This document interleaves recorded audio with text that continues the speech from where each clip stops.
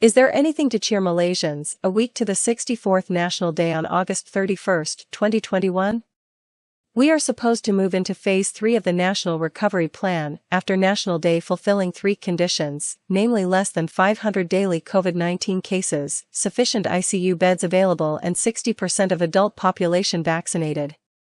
Since the announcement of the National Recovery Plan on June 15, 2021, Malaysia had never achieved the first condition of less than 4,000 daily cases by the end of June, as apart from 2 days on June 21 when we had 4,611 cases and June 22 when we had 4,743 cases. We had ranged from 5,150 daily cases on June 16 to 9,353 cases on July 7, before July 12, 2021, and after that from July 13, 2021, we had 5-digit cases reaching a peak of 23,564 daily cases on August 20, 2021. What is clearly established about the National Recovery Plan announced on June 15, 2021, is the fact that in mid-June, those responsible for the war against the COVID-19 pandemic never expected the new daily cases to reach 5-digit numbers, as they were expecting the new COVID-19 cases to drop to below 500 cases after National Day.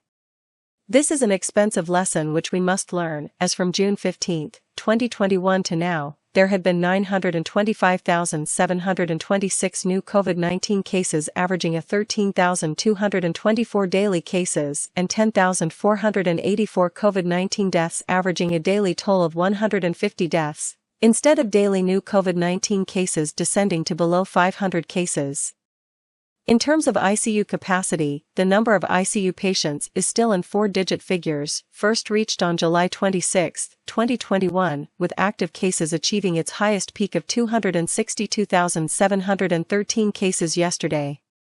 Only the vaccination rate in the National Recovery Plan seems achievable for Labuan, 92.4% fully vaccinated, Sarawak, 85.4%, Klang Valley, 85.2%, Negri Sembilan, 72.3%, Perlis, 62.4%, while the other states, the vaccination rate lagged far behind, Penang, 47.1%, Malacca, 46.8%, Terengganu, 42.7%, Perak, 41.4%, Johor, 38.8%, Kedah, 38.3%, Kelantan, 37.6%, and Sabah, 31.4%, requiring urgent acceleration.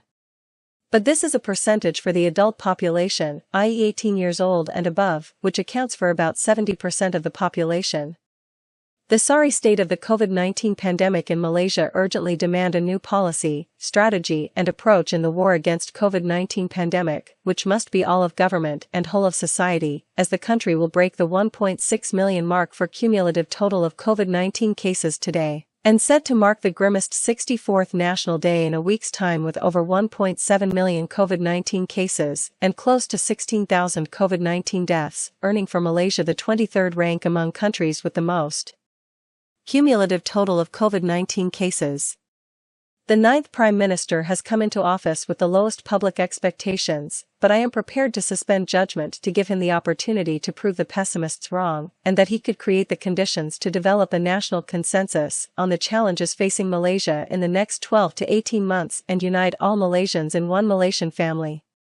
The first tests will come when Ismail Sabri announces his cabinet and his actions before the vote of confidence in Parliament next month.